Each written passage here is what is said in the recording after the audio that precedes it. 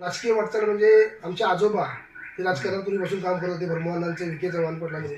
तर गडिंग्लजला आम्ही शाळा शिकत असताना चंदगडच्या लोकांना कोणीही विचारत नव्हतं किंवा त्या मुलाला टार्गेट करायची, रॅगिंग करायची. त्यावेळेला स्वतंत्र झाले आपला भारत देश, तेव्हापासून स्थापनेपासून ग्रामपंचायतला सत्ता एकच माणसाच्या अशी की नरसिंह गुरुनाथ पटेल यांच्या जे पक्षाकडे त्यांच्याकडे अजूनपर्यंतची ग्रामपंचायत होती. म्हणजे ते 23व्या वर्षी मी ग्रामपंचायत नागरचा सरपंच म्हणून झालो. त्यासाठी सुद्धा माझं एक विजन आहे की नागरवाडी एक शैक्षणिक हब म्हणून आज या तालुक्यात नावावर आलेला आहे. आमचे नेते शिवाजीराव पाटील साहेबांचं मोठं विजन आहे.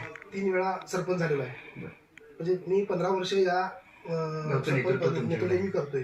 शिवाजीराव पाटील साहेबांच्या माध्यमातून लोकांचा विकास आणि शाश्वत विकास कसा होईल, लोकांचे प्रश्न जे पंचायत समिती स्तरावरती प्रश्न मी कसे मांडता येतील किंवा ते कसे सोडवता येईल हा माझा मुख्य धोरण आहे. आणि लोकांच्या तळागाळात जाऊन त्यांचे प्रश्न सोडवणे, त्याचबरोबर मी त्यांना त्या शासनाच्या ज्या योजना आहेत या त्यांच्यापर्यंत पोहोचवून आणि आपण आमदार साहेबांच्या माध्यमातून हे काम मी करू शकतो.